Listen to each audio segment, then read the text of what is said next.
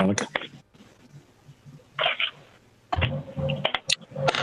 Is Veronica able to speak to us? She just went dark.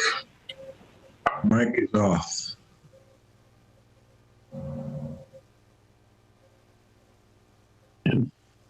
There she is.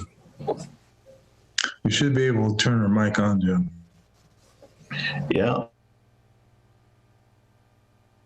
I'm trying. Thank you for unmuting me. There you Veronica go. Cal And Wayne Miller present. present. Can you hear me? Yep. Yes. Perfect.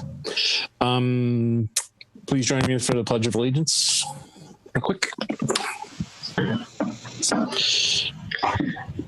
Pledge Allegiance to the flag of the United States of America, to the republic for which it stands, one nation, under God, indivisible, with liberty and justice for all.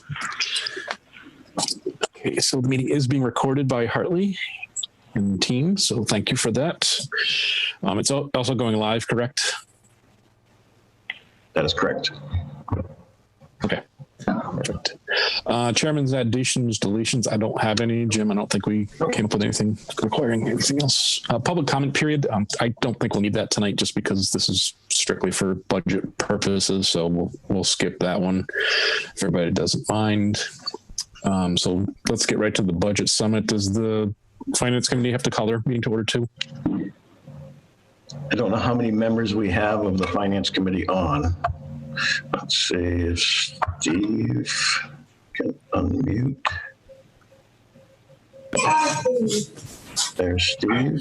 So I see Lynn on. I just emailed or messaged Lynn that phone number so maybe she can try to call in. Is anyone else a member of the Finance Committee that's not showing by name, but instead by number?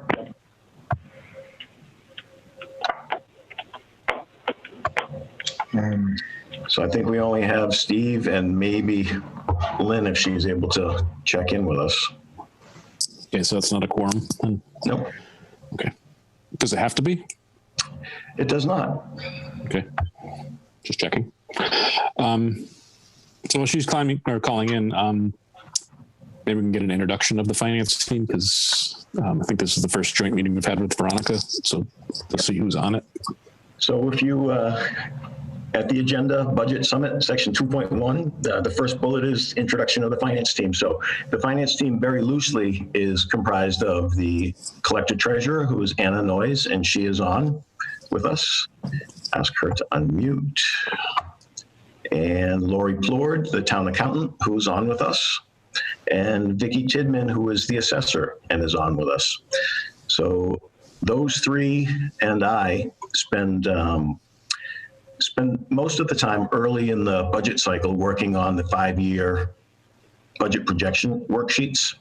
And just for a little bit of background on that document, I'm going to put it up on the screen just for a moment for people to see. And we'll be going over it in a little bit more detail. What you're seeing there is the 5-year revenue expenditure forecast summary. It just shows on the top all of the revenues by the major categories: property tax, state aid, local receipts, enterprise funds, and other available for our total revenues. And then it goes into the expenditures: municipal services, education, benefits, debt service that is exempted from 2.5, and debt service that is paid for under the 2.5 levy limit. And then miscellaneous expenses. We then have water enterprise fund expenditures. We then come down and see overlay reserve, allowance for abatements. We can talk about that in just a moment. Pavement management reserve, which is one that everybody should be familiar with over the last several years. You'll note that in the second column in, which is fiscal 21, the current year, that we did not fund that. Then state assessments, these come off of the cherry sheet. That then gives us a total expenditure. And when you take the revenue and the expenditures together, you either get a deficit or a surplus, and we're working towards having that balance out. So as of right now, we're showing, with very broad assumptions, for fiscal 22's budget, a little over $5,000 deficit. Now, you should know that that is very broad. It's predicated upon certain assumptions that are built into the spreadsheet. And the assumptions that are built into the spreadsheet come to us from the Collins Institute. They came in and did this revenue projection, expenditure projection model for us about 3 years ago now. So this will be our third cycle going through it. The further we get into the budget process, the tighter and more actual the numbers will become. So right now, this column that's showing the roughly $5,000 deficit projected for fiscal 22, that's taking this year's budget and increasing certain items by fixed percentage points that are generally considered to be a reasonable assumption for forecasting purposes. But once we get budgets back from departments and start putting in real data for next year, you'll see that number change. And the expectation is that it will go further in the negative before it gets much better. So this is the overview sheet, which we'll spend a little bit more time with in a moment and come back to, but I did want you to just see this sheet. You then have across the bottom on tabs, and everybody will get an email of this as a live Excel workbook tonight. The bottom, you have the tabs. The next is the fiscal 22 budget. So this is the line item breakdown of all the lines and all the departments. Then you get the omnibus, which is the just salary and expense by department. You then get to the detailed revenue projections. And that first sheet, the summary sheet, is pulling all of its data from these back sheets. So the revenue projections are broken out in far more detail. You'll note property tax levy in the top section.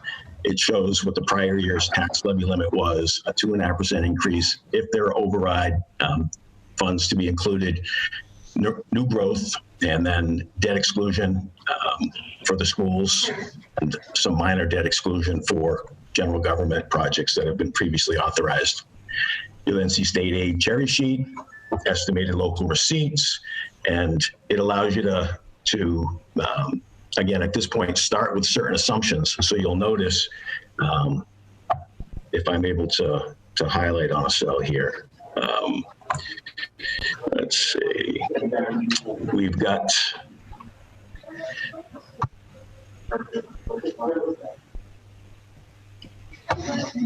sorry, it's giving me a little bit of difficulty. Well, in the screen area that has the biggest red block that you can see, you'll note that state aid is being carried as flat off into the future as an assumption, and local receipts are being reduced by 5%. So that's what we used last year, and for the purpose of the model at this point, that's what we're going forward with as well. As we get later into this meeting tonight and see what our actuals are looking like for fiscal 21 to date, you're going to realize that those 5% reduction projections might not even be enough, but we'll get to that momentarily as well. Again, back to the bottom of the tabs, the next is the expenditure projections. So you'll see municipal services, salaries, and then non-personnel, education, and employee benefits. So that's where you see retirement, unemployment, health insurance, and the like, debt service, water enterprise, and then the state and county assessments, and then miscellaneous expenses, liability, and workers' comp, and then reserves other. So allowance for abatements overlay. We talked about that briefly a moment ago, and I said I'd spend a little bit more time with it. For those that are going through this for their first time, each year you get a tax bill for your property, and if by chance you disagree with it and you file an appeal with the assessors and you articulate why you believe that you're being taxed too much, if you prevail in making that argument, you will get an abatement. If we built a budget believing we were going to have X number of dollars from taxation and you get an abatement, we are now short. So each year the assessors hold aside an amount of money as an allowance for abatements. So it sits as a budgeted line in case those appeals come in, the challenges come in, and the taxpayer prevails. If at the end of the year there are funds remaining there, they remain. And after a period of 3 years, the assessors are able to go back and look at what's available on any given fiscal year. And if they judge the amount available against what may still be pending for appeals, then that the amount that is still available is not necessary for anything pending appeal, they can certify that back out as what's called overlay surplus, and it can be appropriated at town meeting for any lawful purpose. Again, you'll see snow and ice deficits, capital stabilization, general reserve fund, pavement management, which ties back to that front seat page. The next tab on the bottom is new growth. Just to understand new growth, it's basically the amount of new taxation dollars that we're able to bring in from projects that take place in town, whether it's something as simple as somebody adding a deck on the back of their home or somebody building a new structure completely. So this is, again, geared towards taking a 5-year running average and then increased or adjusted by 2.5%. That sheet, again, feeds back into the revenue sheets earlier on in the model. Next, we see benefits.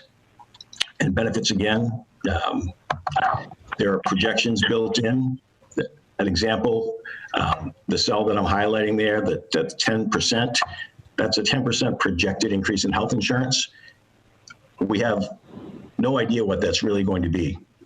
We know that we've had a fairly decent year based on what Maya, our health carrier, has told us, but they've also said that the trend generally in medical is such that they're experiencing what they expect is going to be between 5 and 15% in the range of rate increases for municipalities. So this is plugged as the middle ground for that, but it's obviously subject to change as we get to know more. We won't know that number until January, until mid-January after they release it.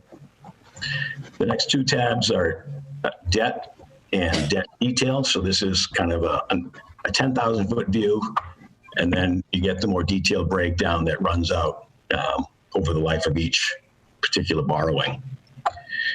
You'll then see the water department budget. This shows their line item breakdown budget. The fiscal 22 requested is not filled in at this point. I wouldn't presume to have done what I did with the general government budget, which is just rolled over the 21 column. So when we get the water department budget from the commissioners, that'll be input there. And as we continue down the line here, you'll see the next tab is called Enterprise Fund. This is the document that details the back charges that the water enterprise is assessed for expenses that they generate that are paid for out of the general government budget.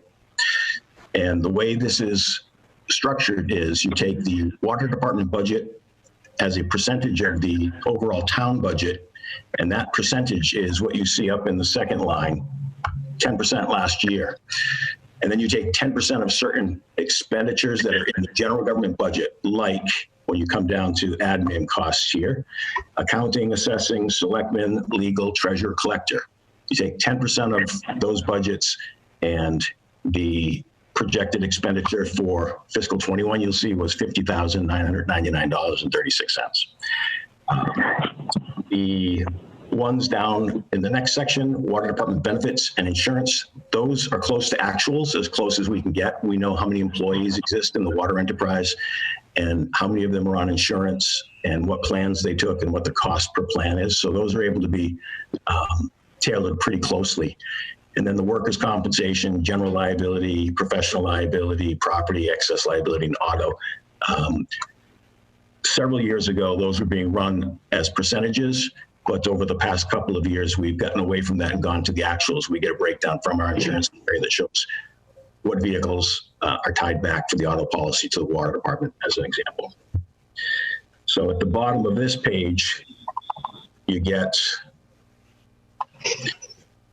the amount of money that is deducted from the overall budget that the enterprise gets authorized to expend in a given fiscal year and gets paid back over to the town side for the town carrying those expenses in its budget.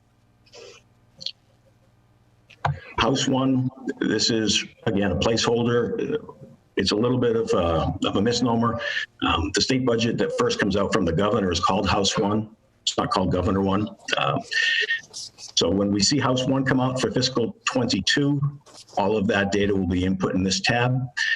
We don't yet have, as you know, a budget for fiscal 21. that we're currently in. So I don't know what the timing is going to look like to start seeing things on fiscal 22 when we've not yet had this year resolved. Next is just a tab that allows you to project what certain payroll costs would be if you added COLAs or step increases by the categories of general government employees, public safety, public works, human services, culture, and recreation. It shows you the total impact by dollar by functional segment of government. So that's a simulation tool more than anything that feeds any other cells. Let's see what else we got. We just get into some charts at the back end of this, which these get exported out into the actual final budget documents. So these aren't really particularly relevant for us to look at now. So everybody will get a copy of this emailed to them, so they'll have it available to play around with and become familiar with as we start going through this process. But the overview and timelines, the budget policy that was adopted, I'm going to pull up here for a second. Let me take this document down. And let's see. This is the budget process policy for the town. And I ended up back in that somehow, so bear with me.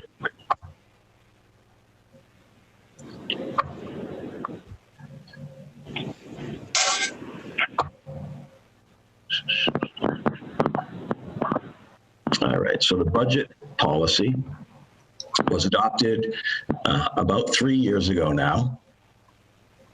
Actually coming on 4 years ago. It was February of 17. And this is where we get the timeline. So what we're doing tonight is this first paragraph, which is the November Financial Summit. In it, the town administrator, following the policy priorities and other directors of the board, will develop a budgetary guideline for department heads that'll then be sent out to all departments, boards, and commissions along with budget forms by the end of November. Budget requests are then due back to the town administrator by the first business day of January. So what we're doing tonight is just the general broad overview of how the 5-year rolling tool works and having a discussion about what we see this year, what we expect next year, and how that will inform what that budget message and budget guidelines will look like when they get sent out within the next week or two. So I'm going to come out of that. I'll send you each a copy of that document as well. So with that, fiscal 20 year-to-date update. I'm going to turn to Lori in just a moment, and Lori, I have your revenue spreadsheet that I can put up. But as I said a moment ago, we don't yet have a state budget for fiscal 21, the year that we are approaching halfway, being halfway through. That's concerning for a number of reasons. I mean, we've got a very conservative number built into the budget that we passed at town meeting. So I think we're good there. But until it's finalized and the House and the Senate have approved it and the governor signed it, it's not really worth an awful lot to us. It is really just a plug figure until it's real. The Senate passed out their budget at the end of last week, and they are mirroring the governor's local aid number. So we've got 2 of the 3 prongs that have been met so far. The House is carrying that same number, but there are areas between the House and the Senate where they have different budget priorities on non-local aid matters that they're going to have to go into conference on. So once they go into conference and they iron out their differences, they will both adopt the same document and send it back to the governor for signature. So I think we're okay for fiscal 21, given the state aid number that we've got plugged in, but you don't count on it unless and until it's done.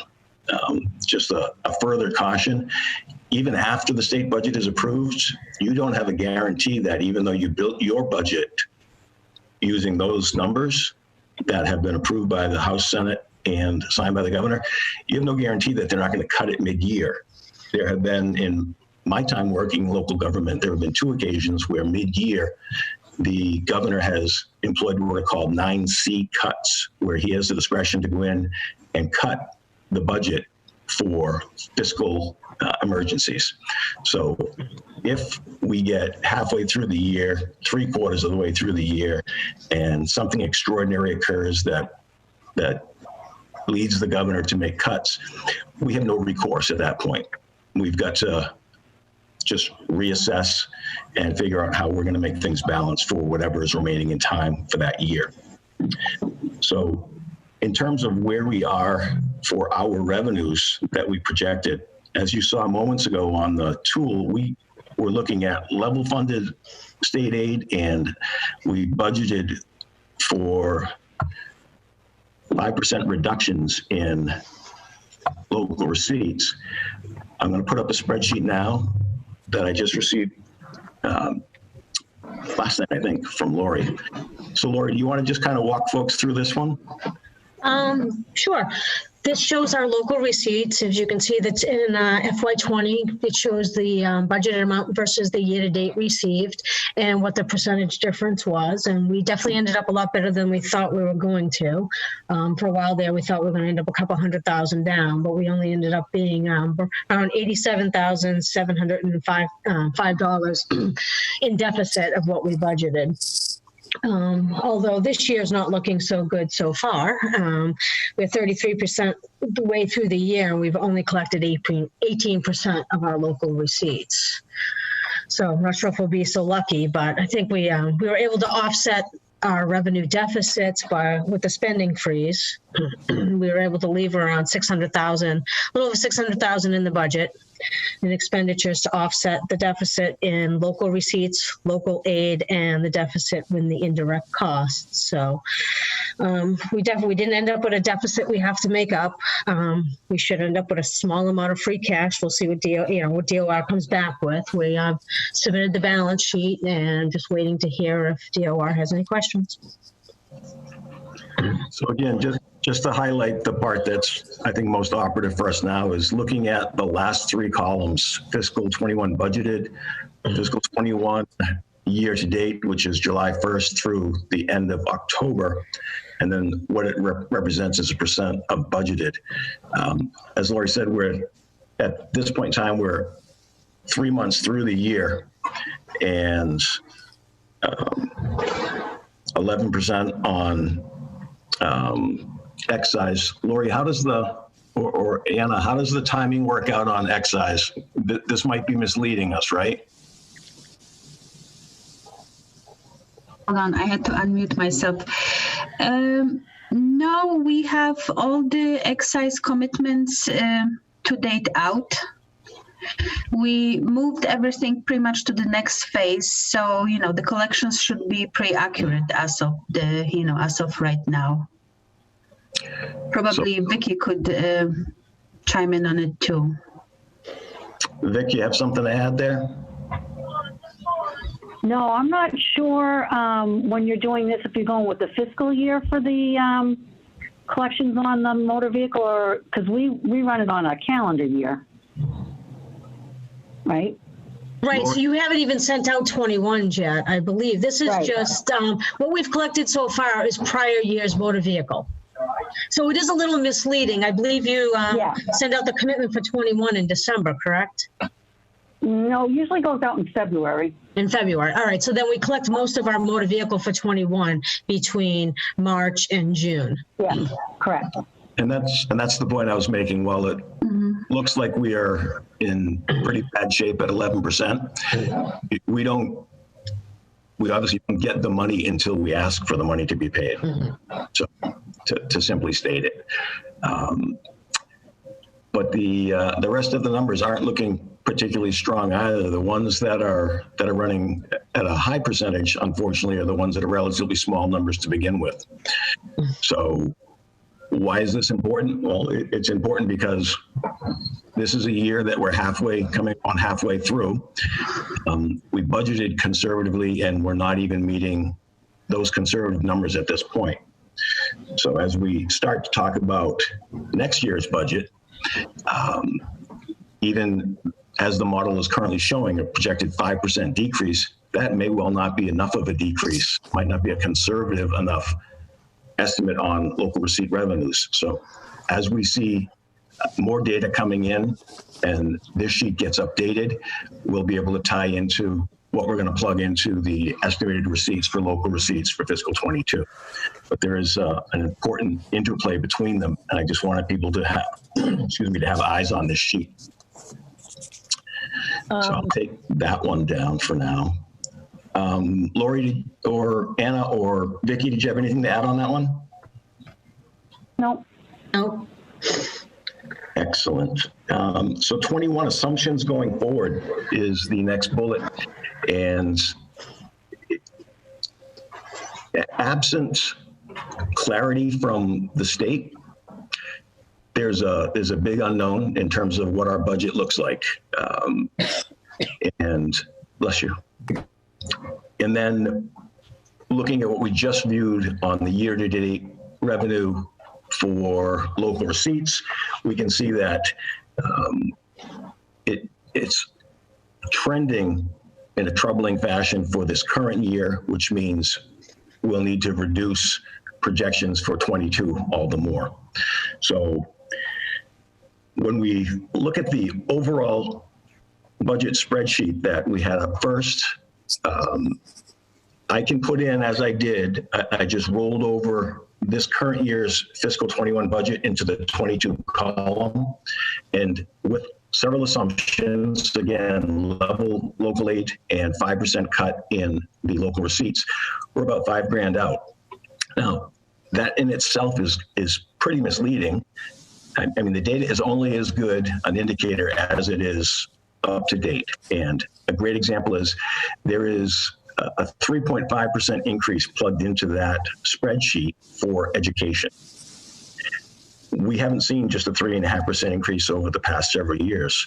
In fact, for the past 4 years, to give you kind of a sense of the landscape, we're able to generate roughly $575,000 in new revenue 1 year to the next. And over the last 4 years, the education side of the house has seen increases in excess of 500,000 just for that budget alone. So nearly everything we raise in new revenue to try to accomplish, get some feedback going. Every new dollar that we raise in revenue from 1 year to the next is being absorbed by education over the past 4 years, with very little left over to be able to account for health insurance increases, property liability increases. We had a big hit on our retirement assessment 2 years ago, not to mention labor costs.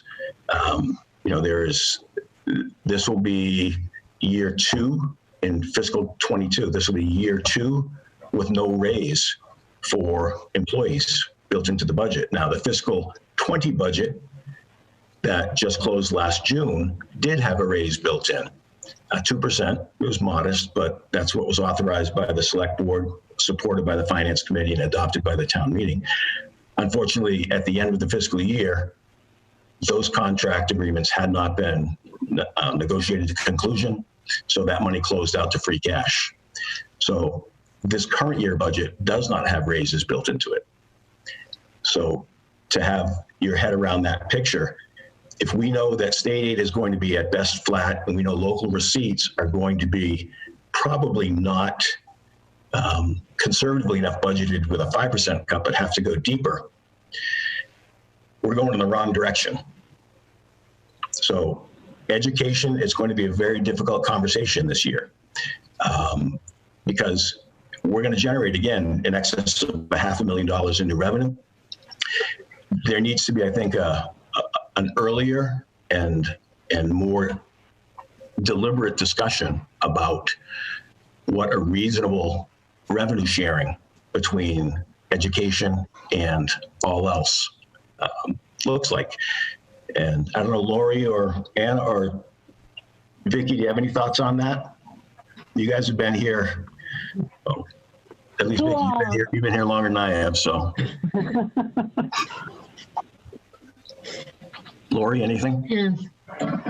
Each year, I've seen revenue take up most of our, education would take up most of our new revenue that we can generate. So it's difficult to keep growing the town side of the budget due to that. They're basically taking up all our new revenue, and we're looking for, local receipts going down.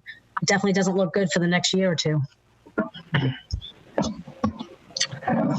Okay. The next bullet is open discussion and questions. I know that was, for those that are going through this the first time, even at that 10,000 foot overview level, there must be a lot of things you're thinking, wondering, would like to inquire about. So does anybody have anything they're thinking they'd like to share, or thoughts, good wishes, questions at this point? Looking at you, Veronica. Well, I always have questions, you know that. I guess my first, I have two right now. Maybe I'll have more as time goes on. But on the spreadsheet that, I guess it was Laurie's spreadsheet, where you had the projections in the last column there. Let me pull it up.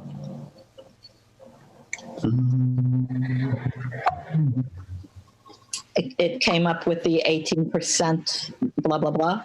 I'm wondering if you have data from prior years. We are 4 months into the budget cycle, correct? It's, Yes. all right, 4 months in. Do we have data for the same period last year as far as where we were? I'm trying to see how dire this actually is compared to past years. So do we have data from a comparable time period, like from last year's financial budget summit? Do we have that data? Or from... That's able to be pulled, Lori, right? Yeah, you can pull it. I update this as we go, so I don't keep at the 3 month mark, at the 6 month mark, that sort of thing. I just update it as the year goes by. So you have yearly data, not data back from October last year, although I don't think, we can look at that too, but we weren't in a pandemic at the time. So I think that's definitely. I know, but I guess I'm just curious to see how it compares to the time period a year ago. And if there is, at the summit, was there a hard copy of data that was provided to people, or is this always dynamic? There's no, printouts or PDFs or anything generated from this that we could look at. So in other words, you're saying we don't save. I should have hard copies of what was put out at this time last year, Veronica, and I can pull that stuff out. I obviously have electronic copies, but I would have hard copies as well, because several members of the finance committee prefer hard copy instead of the virtual copies. Lori, I guess my question is, from within the system, is there an ability to go back to a point in time, end of October last year, and look at these lines? I can run a revenue report, but I have to take the revenue report that's generated from Vadar and put it into a spreadsheet to get it to come back to these categories. Vadar doesn't run a report that correlates to these categories. I have to go in and actually put it into a spreadsheet to get these numbers. So to quote Jim Carrey, what you're saying is we have a chance. Yes. Okay. We do. It can be created. Okay. So Veronica, we should be able to get the same time frame snapshot to be able to show you what that looks like historically. And that's why I wanted to spend the time, particularly on the excise, which is the biggest one, and make the point that that looks really dire, but it's not, because we've not yet asked for the money in total for what we expect to receive for this fiscal year. That won't happen as Dickie said. I know I don't pay excise tax until March, April time frame. I don't know exactly, but it's so this. What's that?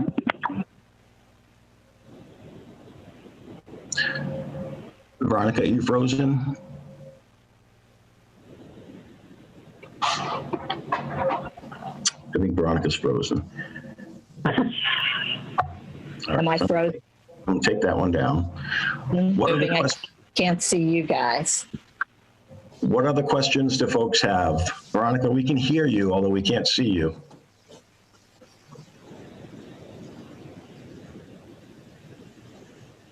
I mean, I guess it's not a question, but it's just a statement. It's like, we don't know what we don't know yet. Right. This is very, very early. This is, the budget spreadsheet is called V1, but it could be called V negative 100.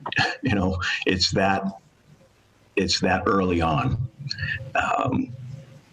And I think I'm back now. So Wayne was just saying in your absence that Did anybody else? Yeah, Wayne just said basically what we know is we don't know what we don't know, or we only know what we know. And as a snapshot in time, that's exactly right. It's a very rough, very high level document or series of documents at this point that get refined over time as we have more and more data to input into the spreadsheets. So what other question? You had a couple things you wanted to ask, Veronica. My second question has to do with capital planning. Yeah. Because if you look at that budget process, November. Pardon me? No, it said November.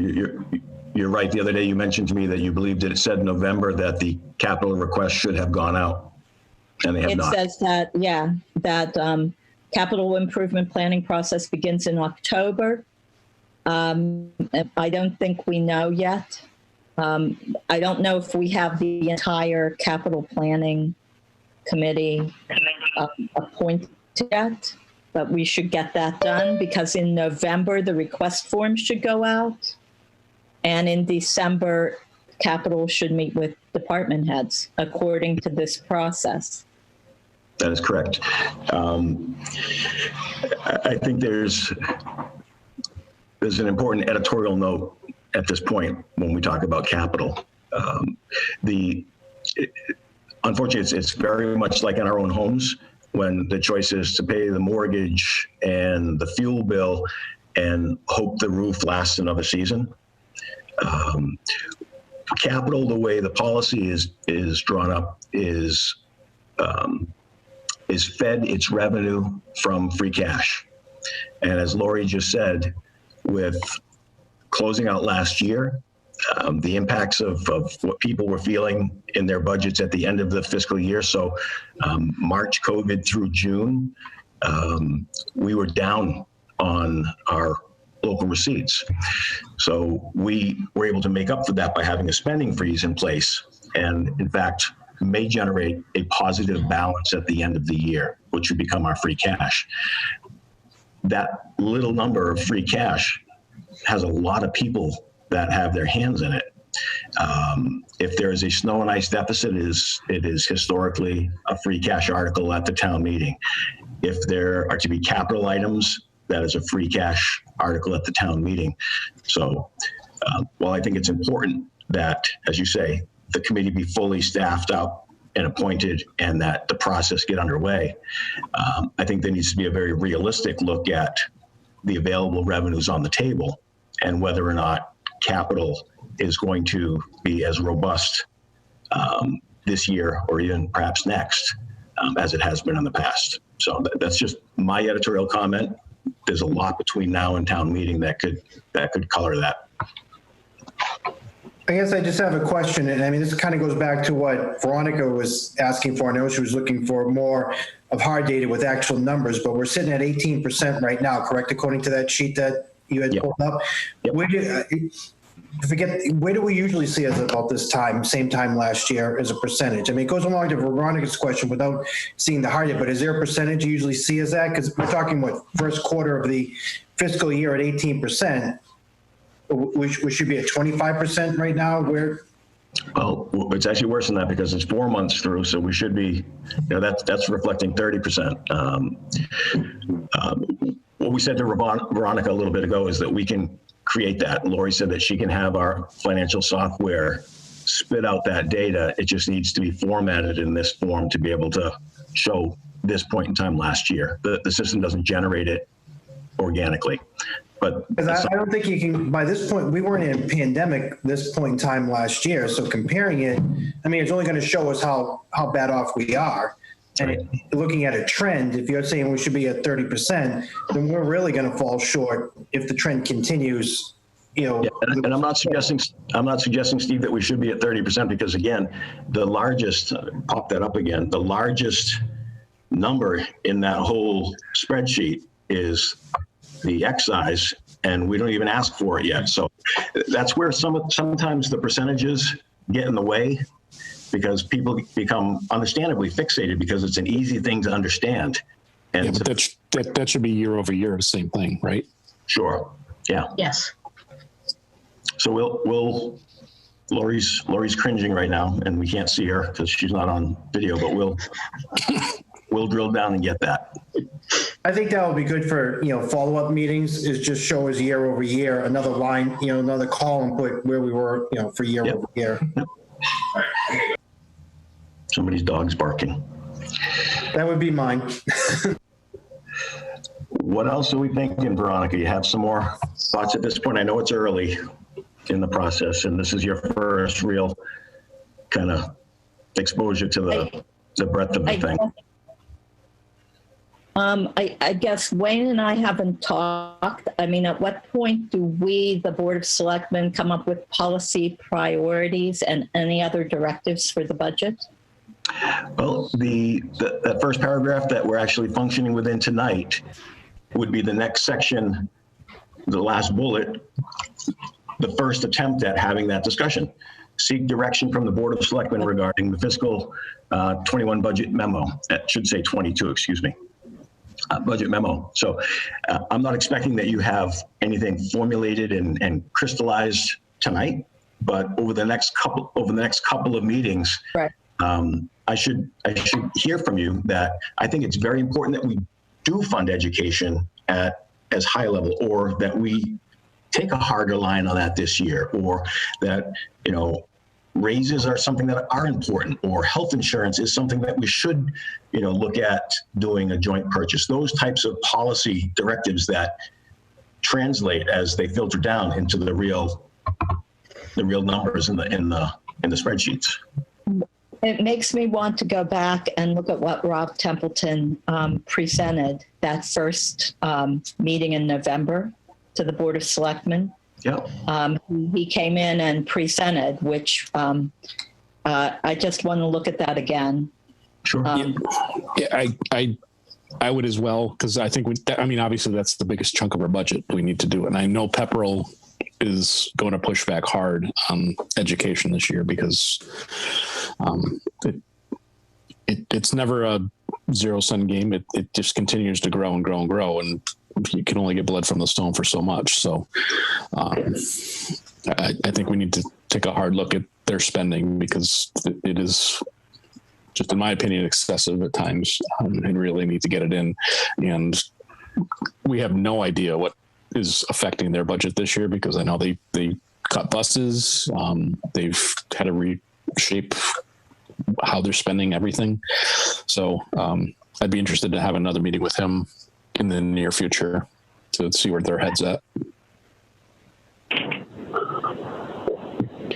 So the short answer, Veronica, is over the next month here, hearing from the select board with some specific policy guidance is going to be important. Yeah, I mean, just off the top of my head, level is the most we're going to be asking the departments to submit. I see cuts that are going to be required. Just to your point about capital, it's not the year for it. I don't know what was left over from the list from last year.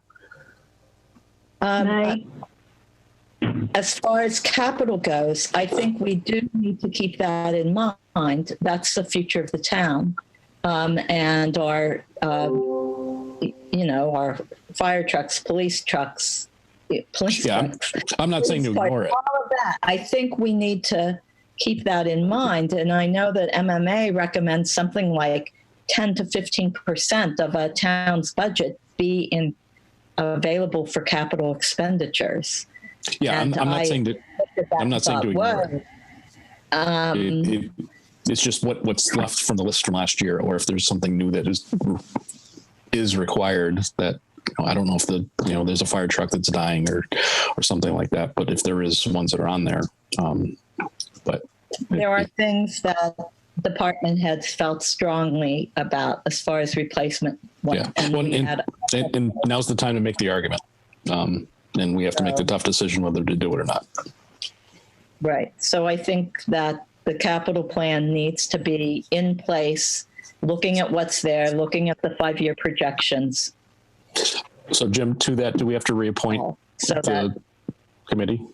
I'm going to dig into that first in the morning. Find out. I mean, just an FYI, Veronica, that this is my 3rd year going through this. The capital planning committee has been late every single year. So, I know I was the planning board rep last year and I didn't get appointed. I went to my first meeting in January.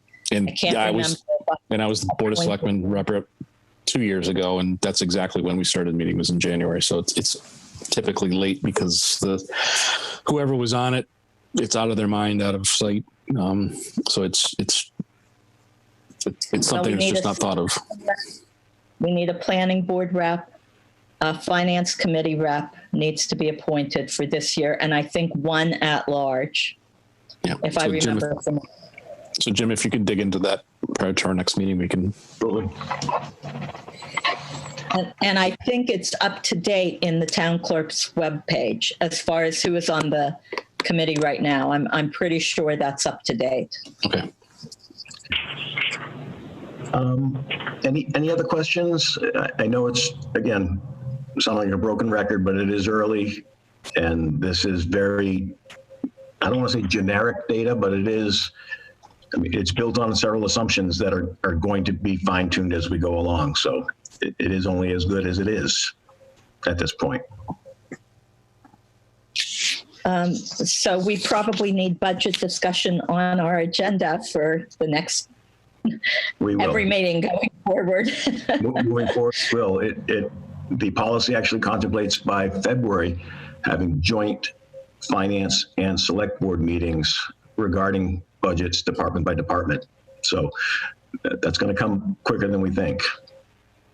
And that was the plan to do that last year, but COVID kind of took the wind out of the sails there. Okay.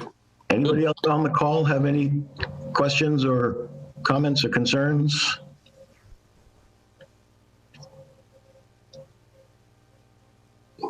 Sounds like we're good, Jim. So. All right. I will, I don't recognize the phone numbers to know who you are, to be able to send you a copy of the spreadsheet.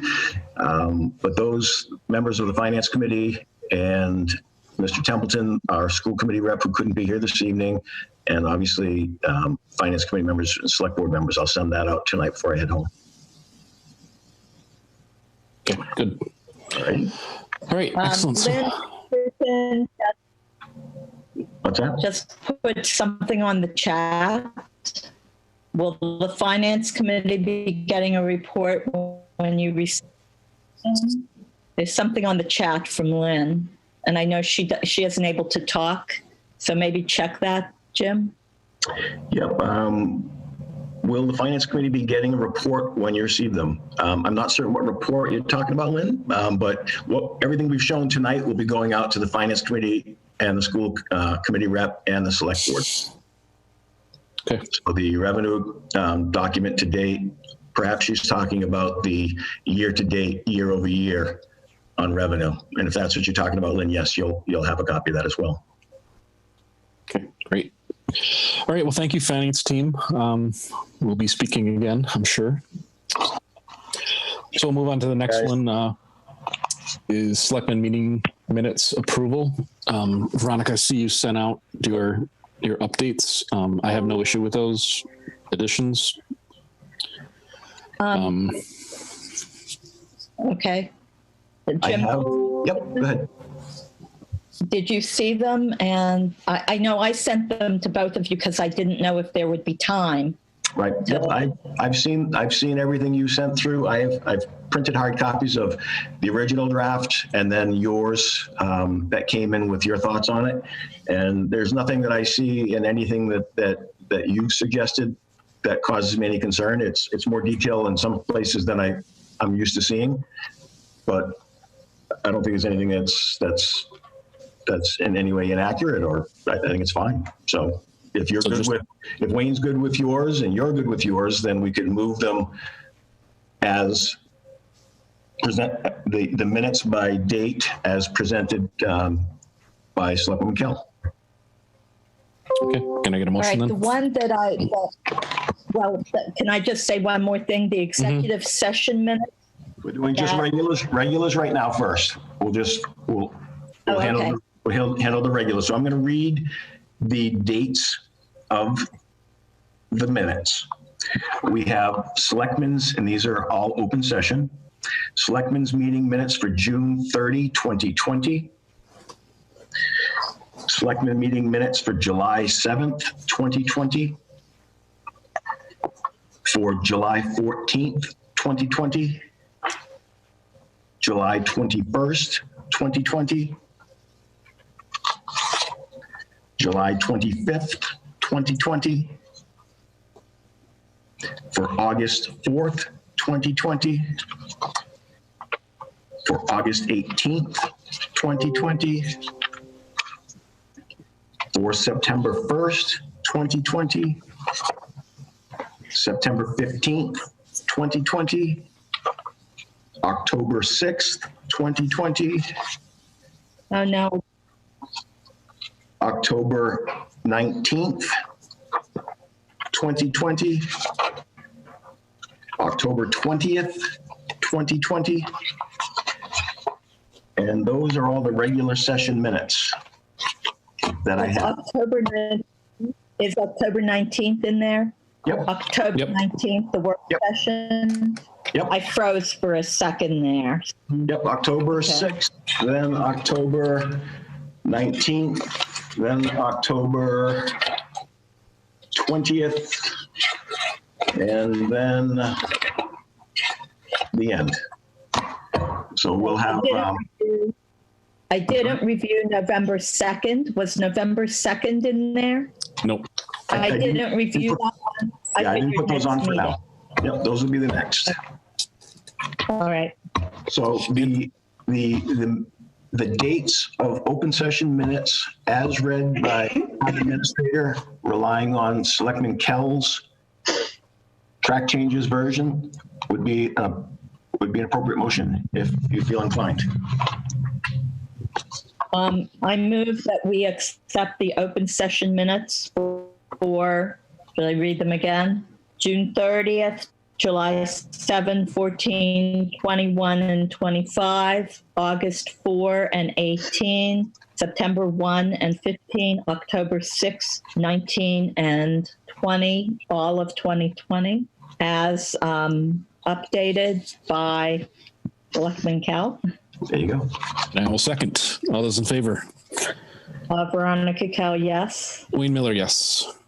And what I'll do is I will go into the documents as you submitted, Veronica. I'll accept all changes, and then we'll have them available to distribute.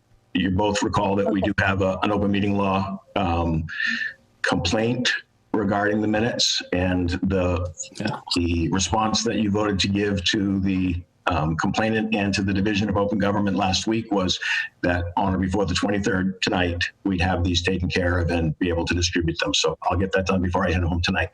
Okay. I'm glad to have these done, actually. And Jill, one thing, there were a couple of them early on that I didn't have track changes. So you might have to look at those, the June and early July. I noticed that you typed in red, and I thought it was track changes, but there's no, there's nothing. We'll work it out. I think I had it right after that, I think.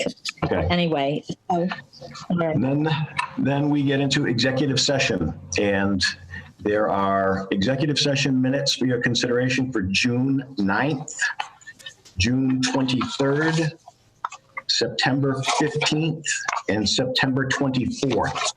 I think taking these individually would be important because they're not all going to be the same. So June 9th would be approve, and they could be released with a redaction of the union update, because the union contracts are not yet resolved. So the privilege for which you were in executive session for the union still exists. So we would see that blacked out at this point, but you could approve in total and release with the redaction of the last section unions. All right, I'll make the motion. I move that we accept the executive session minutes for June 9th and release them with the redaction of the union contract discussion. And I'll second that. And just as for discussion from last time, I can't remember when you got elected, Veronica. Is this one you'd abstain? I wasn't on the board for this. Okay, so you would abstain from this vote? Correct. Okay. So I guess I'll make it official. All those in favor? Veronica Kell abstain. And Wayne Miller, yes. So that was done. Okay. Then we have June 23rd. And similarly, the police chief matter is able to be released as it's finalized. The fire chief matter is able to be released because it's finalized. The last matter under town administrator is not. So similarly, there would be a motion to approve in total, but release with the last section being redacted. Okay. All right, do I make the motion and then request an edit? It's a very minor edit. Sure, yeah. I move that we accept the minutes for the June 23rd executive session and release them with the redaction of the town administrator section. And I'll second that. What's the minor? It froze up again. Bottom of the minutes. It has WY, and I think it should be WM. It's the wrong initials. Where is that? I'm sorry. It's towards the bottom of the document, maybe the second to the last sentence. It's under the redactions, and it has the wrong initials. It says like WY. WY. Yep, gotcha. Okay. And it should be. Lovely. Okay. You want to call the vote, Mr. Chairman? All those in favor? Do you have to abstain, Veronica? She's frozen again, I think. No. Am I frozen? You're back. Am I back? You're Yes. Can you hear me? Yes. Okay. Sorry. I think it's a satellite delay. All right. So I have to abstain because I was not on the board. Right. So Veronica Kell abstain. And Wayne Miller, yes. Excellent. And then we get to September 15, and these would be approved but not released because the privilege for which the exemption was sought is still in effect.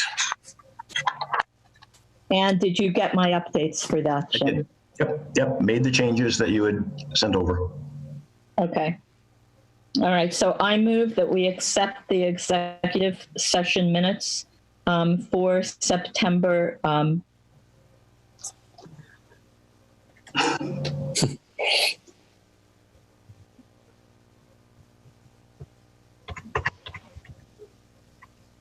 Look at times. What the word is.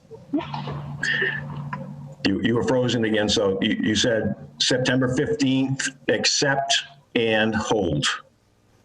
Accept the minutes, but hold them because the privilege has not yet expired, or whatever the word is.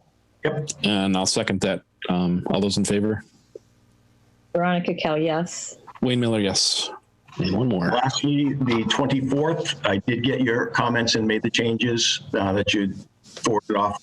So these again would be to approve, but to not release or to hold because the privilege for which the executive session was sought has not yet expired.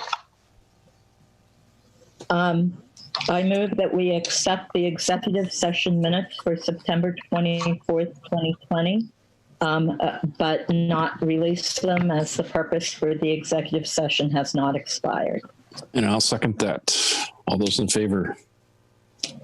Veronica Cow, yes. And Wayne Miller, yes. So we're caught up, Jim? Almost. There are two that you asked for recently, Veronica, that I've been digging around for. They were work sessions last summer on policies. I want to say July 19. I have found that I have audio of both meetings, and I believe I've located my chicken scratch, which is nearly illegible. So I think the audio is going to be of far more use. So what I'll do is I'll forward you the audio just for now, because I know you wanted to get caught up to what was happening in those meetings.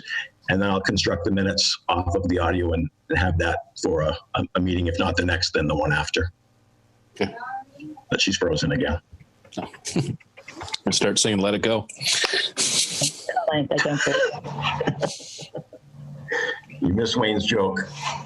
I did. I'm frozen again, am I? You were frozen and you said we should sing Let It Go. Okay. So before we go to the executive, I just wanted to clear up because I had a question today. Veronica, I can't remember. I think we agreed on the 8th and the 22nd for our December meetings. Is that correct? I thought it was the 1st and the 3rd. What are those dates? So the first would be next Tuesday, which I don't think we need another meeting next Tuesday. Yeah, I don't think this one was on the books. We had agreed to the 1st and the 3rd Tuesday in December. So what dates do you want? 8 and 22nd, just move it a week out. For each. I know works. I'm good on the day. And let me see about the 22nd. And I don't know if we'll need one by the 22nd, just because it's so close to Christmas. If we can avoid it, I'd like to.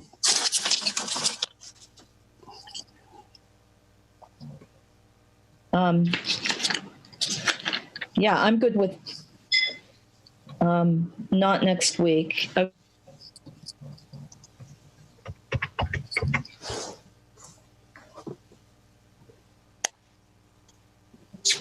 Do we have an executive session on the 2nd still? I am frozen again. You're back now. You were frozen. So executive session on what day? On the 2nd at 10 a.m. Are we still holding that, or is that moved too? It was with the union, right?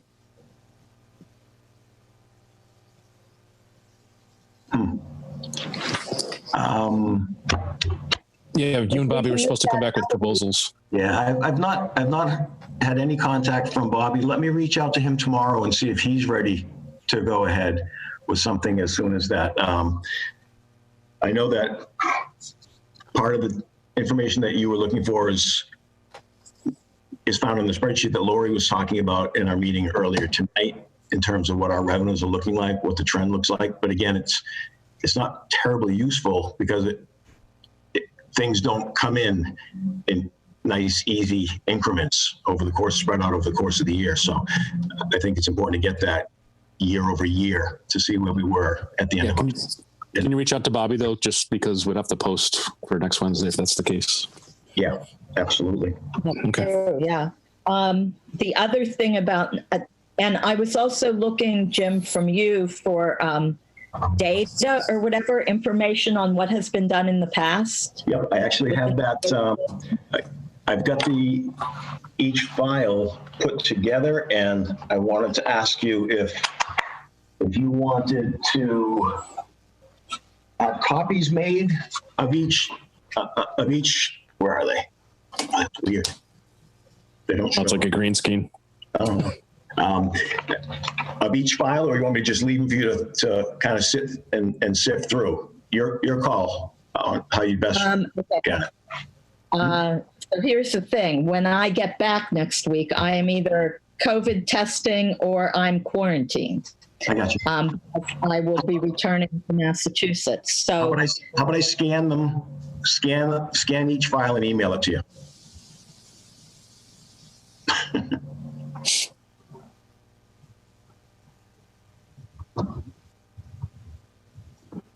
as opposed to or calling in or something. if I'm not tested by then. How about if I scan these and email them to you, so then you have them available to you wherever you are? Okay? Sounds good. Yep. Excellent. Perfect. Okay, good. All right, executive session. Can I get a motion to go into executive session? We're not coming back to open. Yeah, we can do that. Are we doing the 22nd? Is that our next, our second meeting, just to confirm that? Yep. Yeah, tentatively, yep. Okay. All right, so let me pull the, to read this, I have to pull this over. I move that we enter executive session to discuss strategy with respect to collective bargaining or litigation if an open meeting may have a detrimental effect on the bargaining or litigating position of the public body and the chair regarding the fire union. And I do declare, and we won't be coming back to open session. Nope. And we will not be returning to open session. And I'll second that. All those in favor? Veronica Kell, yes. Wayne Miller, yes. So Hartley, if you could do what we need to do. I can't remember how we did it last time. I just stopped the recording. I'm going to invite Lori to take her leave. Let's see.